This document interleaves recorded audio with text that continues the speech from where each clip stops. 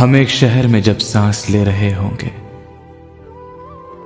हम एक शहर में जब सांस ले रहे होंगे,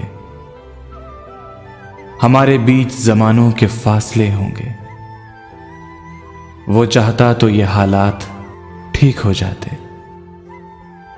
बिछड़ने वाले सभी ऐसा सोचते होंगे। ये बेबसी से तेरी राह देखने वाले, ये बेबसी से तेरी राह देखने वाले गए दिनों में तेरे ख्वाब देखते होंगे। कहा भी था कि ज्यादा करीब मत आओ, कहा भी था कि ज्यादा करीब मत आओ। बताया था कि तुम्हें मुझसे मसले होंगे। वही सिफातो खसाइल हैं और वही लहजे। ये लोग पहले कभी भेड़िए रहे होंगे।